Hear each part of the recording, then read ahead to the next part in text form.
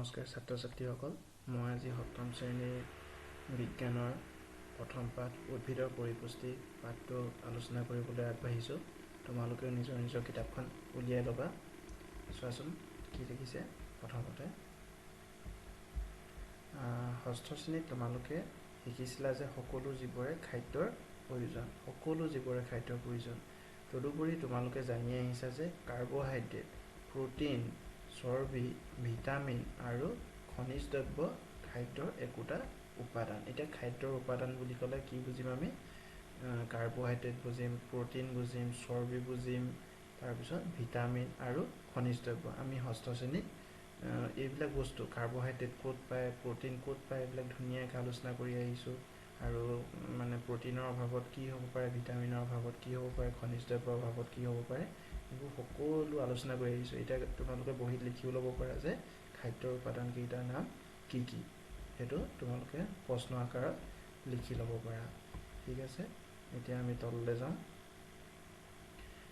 খাদ্যৰ এই উপাদানসমূহ আমাৰ শৰীৰৰ বাবে আৱশ্যক আৰু ইয়াকে পুষ্টিকাৰক দ্ৰব্য বা পৰিপোষক বুলি কোৱা হয়। এতিয়া আমাক যদি সোধে যে পৰিপোষক বা পুষ্টিকাৰক দ্ৰব্য কাক বোলে, আমি এতিয়া লিখিম যে খাদ্যৰ যিবোৰ উপাদান আমাৰ শৰীৰৰ বাবে আৱশ্যক, খাদ্যৰ যি উপাদান আমাৰ শৰীৰৰ বাবে আৱশ্যক ইয়াকে পুষ্টিকাৰক দ্ৰব্য বা পৰিপোষক বুলি কোৱা হয়। এতিয়া তোমালোকে নিশ্চয় বুজিলা, পুষ্টিকাৰক দ্ৰব্য মানে আমি যিবিলাক খালে আমাৰ শৰীৰত মানে উপকাৰ হয় বা শৰীৰৰ সদায় আৱশ্যক হৈ থাকে, সেইবিলাকে পুষ্টিকাৰক দ্ৰব্য বুলি কোৱা হয়। ঠিক আছে, আমি অকণমান তললৈ যাবলৈ বিচাৰিছোঁ। এতিয়া চোৱাচোন কি লিখিছে। সকলো জীৱকে খাদ্য লাগে। উদ্ভিদে নিজৰ খাদ্য নিজে প্ৰস্তুত কৰি ল'ব পাৰে, কিন্তু মানুহকে ধৰি আন প্ৰাণীয়ে নোৱাৰে।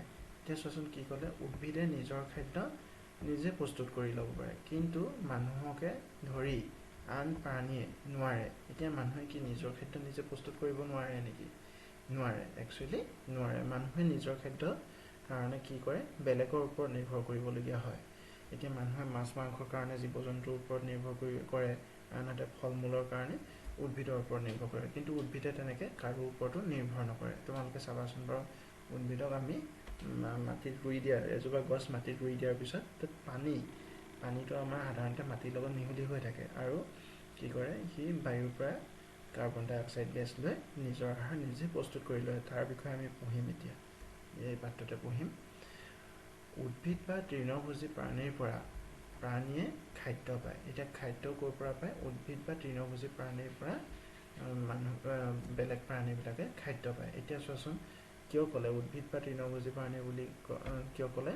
কাৰণ গৰুৱে এতিয়া ঘাঁহ খায়, ঘাঁহ মানে কি হৈছে উদ্ভিদ, আৰু বাঘে কি খায়? তৃণভোজী প্ৰাণী কি হ'ব? গৰু ছাগলী এইবিলাক হ'ব। গতিকে এইদৰে মানুহ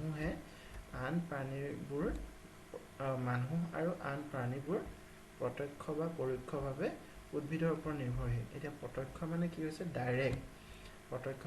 ডাইৰেক্ট আৰু পৰোক্ষ মানে হৈছে ইনডাইৰেক্ট। এতিয়া বাঘটোৱে এতিয়া ডাইৰেক্ট ঘাঁহ নাখায়, কিন্তু সি কি কৰে? ঘাঁহ খোৱা প্ৰাণীটোক খায়, সেইকাৰণে তাক পৰোক্ষভাৱে উদ্ভিদৰ ওপৰত নিৰ্ভৰশীল বুলি কৈছে। আৰু গৰুটোৱে ডাইৰেক্ট ঘাঁহ খায় কাৰণে সেইকাৰণে সি প্ৰত্যক্ষভাৱে নিৰ্ভৰশীল। তোমালোকে বুজি পালা এইডোখৰ নিশ্চয়। ঠিক আছে, উদ্ভিদৰ পৰিপুষ্টি প্ৰণালী। উদ্ভিদসমূহে হ'ল একমাত্ৰ জীৱ যি পানী, কাৰ্বন ডাই অক্সাইড আৰু খনিজ দ্ৰব্য ব্যৱহাৰ কৰি নিজৰ আহাৰ নিজে প্ৰস্তুত কৰি ল'ব পাৰে। আমি আগতেও পাইছিলোঁ যে উদ্ভিদৰে নিজৰ আহাৰ নিজে প্ৰস্তুত কৰা প্ৰণালীটোৰ নাম হৈছে সালোক সংশ্লেষণ। উদ্ভিদৰ বাবে প্ৰয়োজনীয় এই কেঁচা সামগ্ৰীসমূহ সিহঁতৰ চৌপাশতেই থাকে। এতিয়া সিহঁতৰ কাৰণে দৰকাৰী পদাৰ্থবিলাক থাকেই, আৰু তাৰ পৰাই সিহঁতে নিজৰ আহাৰ নিজে প্ৰস্তুত কৰি ল'ব পাৰে। পুষ্টিকাৰক দ্ৰব্যসমূহে জীৱৰ দেহত গঠন বৃদ্ধি আৰু ভঙা অংগ পুনৰ গঠন আৰু জীৱন ধাৰণৰ বাবে প্ৰয়োজনীয় শক্তি যোগান ধৰে। এতিয়া দীঘল লাইন এটা কৈছে, চোৱাচোন। পুষ্টিকাৰক দ্ৰব্য আমি কি পাইছিলোঁ? এইখিনি কাৰ্বহাইড্ৰেট, প্ৰটিন এইবিলাকৰ কথা পাইছিলোঁ। জীৱৰ দেহত এইবিলাকে কি কৰে? দেহৰ গঠন বৃদ্ধি আৰু ভঙা অংগ পুনৰ গঠন আৰু জীৱন ধাৰণৰ বাবে প্ৰয়োজনীয় শক্তি যোগান ধৰে। ঠিক আছে।